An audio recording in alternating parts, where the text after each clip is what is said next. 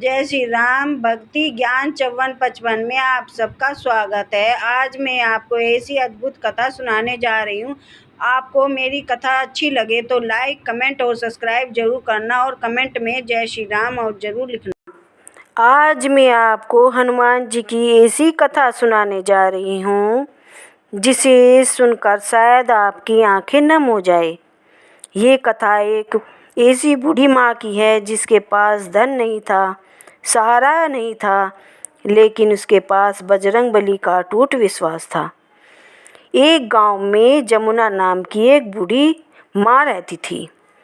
उसका एक ही बेटा था, मोहन। पिता की मौत के बाद जमुना ने मजदूरी करके अपने बेटे को बड़ा किया था। खुद भूखी रहती, लेकिन बेटे को कभी भूखा नहीं सोने दिया। धीरे धीरे बेटा बड़ा हुआ, शहर जाकर नौकरी करने लगा। जमुना बहुत खुश थी। उसे लगता था अब मेरा बुढ़ापा आराम से कट जाएगा। लेकिन कहते हैं ना भक्तों, समय बदलते देर नहीं लगती। शहर जाकर मोहन बदल गया। पहले हर दिन माँ को फ़ोन करता था, फिर हफ्ते में, फिर महीने में, और धीरे धीरे उसके बाद भी कम कर दिया। गांव में बूढ़ी माँ अकेली रह गई। लेकिन एक चीज़ आज भी नहीं बदलती थी। हर मंगलवार एक लाठी लेकर हनुमान मंदिर जरूर जाती थी। वह मंदिर में बैठकर रोती और कहती, हे बजरंगबली, मैंने पूरी जिंदगी दुख देखे हैं। अब बस इतना करना, मेरे बेटे को खुश रखना। वह अपने लिए कभी कुछ नहीं मांगती थी। मंदिर का पुजारी उसे रोज देखता था। एक दिन पुजारी ने पूछा, माँ, तुम्हारा बेटा तुम्हें अकेला छोड़ गया, फिर भी तुम उसके लिए दुआ करती हो। जमुना मुस्कुराई और बोली, माँ अपने बच्चों से नाराज नहीं होती है, बद्दुआ कभी नहीं दे सकती। पुजारी की आंखें नम हो गई। समय बीतता गया। अब जमुना बहुत बूढ़ी हो चुकी थी। चलना भी मुश्किल हो गया था, लेकिन फिर भी मंगलवार को वह मंदिर जरूर जाती। एक दिन बहुत तेज बारिश हो रही थी। आसमान में बिजली चमक रही थी। गांव के लोग घरों में छिप गए, लेकिन जमुना लाठी लेकर मंदिर जा रही थी। लोग बोले, अरे माँ, आज मत जाओ, गिर जाओगी। लेकिन वह बोली, अगर मैं आज नहीं गई तो मेरे हनुमान जी मेरा इंतज़ार करेंगे। बारिश में भीगते भीगते वह मंदिर पहुंची। उस दिन मंदिर में कोई नहीं था। जमुना धीरे धीरे हनुमान जी के पास गई और अपने छोटे से कपड़े में बंधा एक सूखा लड्डू निकाल कर बोली, बजरंगबली, आज घर में बस यही बचा था, इसे स्वीकार कर लो। इतना बोलकर वह वहीं बैठ गई। ठंड बहुत थी। धीरे धीरे उसकी आँख लग गई।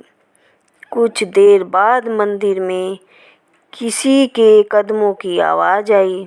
जमुना ने आंखें खोली। उसने देखा एक छोटा सा बालक उसके पास खड़ा था। उसके शरीर पर हल्का सिंदूर लगा था और चेहरे पर अद्भुत मुस्कान थी।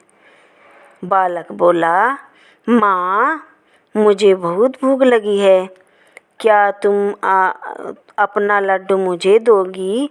जमुना मुस्कुराई। उसने पूरा लड्डू उस बच्चे को दे दिया। बालक बड़े प्रेम से लड्डू खाने लगा। फिर बोला, माँ, तुम्हें ठंड लग रही है ना? इतना कहकर उसने अपना लाल कपड़ा जमुना के कंधे पर रख दिया। अचानक जमुना को ऐसा लगा जैसे उसके शरीर में गर्मी लौट आई हो। उसकी आंखों में आंसू बहने लगे। वह बोली, बेटा तू कौन है? बालक जब मुस्कुराया और बोला, जिससे तू हर मंगलवार मिलने आती है। इतना कहकर वह गायब हो गया। जमुना समझ गई स्वयं हनुमान जी उसे दर्शन देने आए थे। वह फूट फूट कर रोने लगी। अगली सुबह गांव वाले मंदिर पहुँचे तो देखा जमुना हनुमान जी के चरणों में सिर रखकर शांत बैठी थी। उसके चेहरे पर अद्भुत मुस्कान थी, लेकिन अब वह इस दुनिया में नहीं थी। पूरा गांव रो पड़ा। उसी समय शहर से उसका बेटा मोहन भी गांव पहुंचा। उसे रात भर बेचैनी हो रही थी। जब उसने अपनी माँ को देखा, वह जोर जोर से रोने लगा। उसे अपनी गलती का एहसास हो गया। तभी पुजारी ने देखा हनुमान जी की मूर्ति के पास वहीं सूखा लड्डू रखा था, जिसका आधा हिस्सा खाया हुआ था, और मूर्ति के कंधे पर लाल कपड़ा नहीं था। पुराना मंदिर जय बजरंगबली, जय बजरंगबली के जयकारे गूंजने लगे। पूरे मंदिर में जय बजरंगबली जय जय जयकारों से गूंज उठा। भक्तों, दुनिया साथ छोड़े या ना छोड़े, लेकिन सच्चे भक्त का हाथ हनुमान जी कभी नहीं छोड़ते। जो सच्चे मन से उन्हें पुकारता है, बजरंगबली उसके पास किसी न किसी रूप में जरूर आते हैं। जय श्री राम, जय बजरंगबली। जय श्री राम, जय बजरंगबली। आज मैं आपको हनुमान जी की ऐसी रहस्यमय कथा सुनाने जा रही हूँ, जिसे सुनकर आपके रोंगटे खड़े हो जाएंगे। ये कहानी एक ऐसे मंदिर की है जहाँ रात को कोई नहीं जाता। लोग कहते हैं वहाँ काली रात को अजीब आवाज़ें आती हैं, और जिसने भी उस मंदिर का रहस्य जानने की कोशिश की, वह डरकर बीमार पड़ गया। लेकिन एक दिन हनुमान भक्त ने उस डर का सामना किया, और जो हुआ वह पूरे गांव के लिए चमत्कार बन गया। बहुत समय पहले एक गांव में बाहर घने जंगल में एक प्राचीन मंदिर था। दिन में वहाँ भक्तों की भीड़ रहती, लेकिन सूर्य ढलते ही मंदिर सूना हो जाता। गांव वालों का कहना था कि रात के समय मंदिर के पीछे से किसी की रोने की आवाज़ आती है, कहीं घुंघरूओं की आवाज़ आती है, तो कभी किसी के ज़ोर ज़ोर से हंसने की।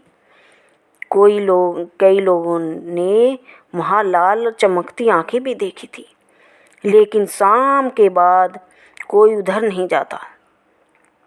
उसी गांव में एक रवि नाम का युवक रहता था। रवि बचपन में से हनुमान जी का बहुत बड़ा भक्त था। वह रोज़ हनुमान चालीसा पढ़ता और हर मंगलवार व्रत रखता था। लेकिन रवि को गांव वालों की बातें झूठ लगती थी। वह कहता, जहाँ हनुमान जी का वास है वहाँ भूत प्रेत कैसे आ सकते हैं।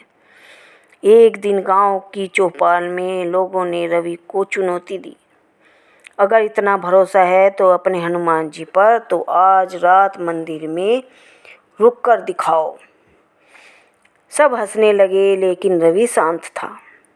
उसने कहा, मैं आज रात मंदिर में ही रहूँगा। गांव वाले डर गए। एक बूढ़ा आदमी बोला, बेटा, आज तक तो जो भी वहाँ रुका वह डर के मारे बीमार पड़ गया, लेकिन रवि नहीं माना। रात हो गई, चारों तरफ काला अंधेरा फैल गया। रवि हाथ में दीपक लेकर मंदिर पहुंचा।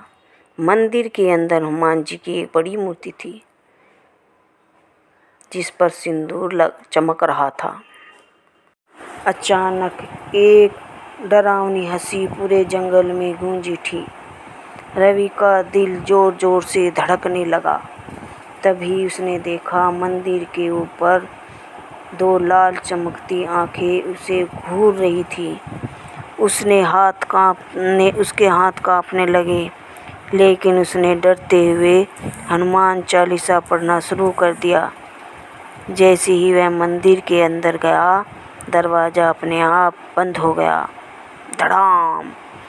पूरा मंदिर कांप उठा। अचानक मंदिर की दीवारों से किसी के रोने की आवाज़ आने लगी। बचाओ, बचाओ! रवि डर के मारे पीछे छिप गया।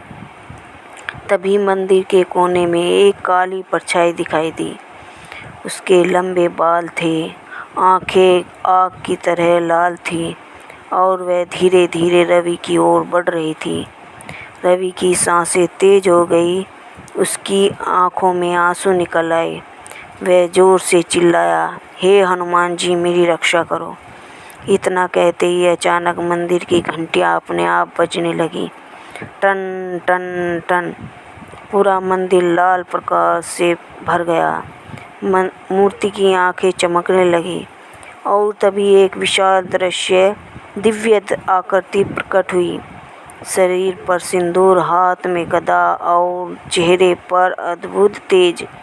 स्वयं हनुमान जी वहाँ प्रकट हो चुके थे। उनकी आवाज़ पूरे मंदिर में गूंज उठी, मेरे भक्त को डराने की हिम्मत कैसे हुई। इतना कहते ही उनकी गदा से तेज प्रकाश निकला। वह काली परछाई जोर जोर से चीखने लगी और कुछ ही पल में धुएं में बदलकर गायब हो गई। पूरा मंदिर शांत हो गया। रवि रोते हुए हनुमान जी के चरणों में गिर पड़ा। तभी उसके सामने वही चमत्कारी जड़ी बूटी आकर गिर गई और एक दिव्य आवाज़ निकली, जा बेटा, तेरी माँ अब सुरक्षित है। रवि भागता हुआ घर पहुंचा। उसने माँ को जड़ी बूटी दी। सुबह होते होते उसकी माँ पूरी तरह ठीक हो गई। अब गांव वालों को यह बात पता चली तो सब हैरान रह गए। उस दिन के बाद किसी ने उस मंदिर को डर का मंदिर नहीं कहा। अब लोग उसे चमत्कारी बजरंगबली मंदिर कहते हैं। सच्ची भक्ति के सामने सबसे बड़ा अंधेरा भी हार जाता है। जय बजरंगबली, जय श्री राम।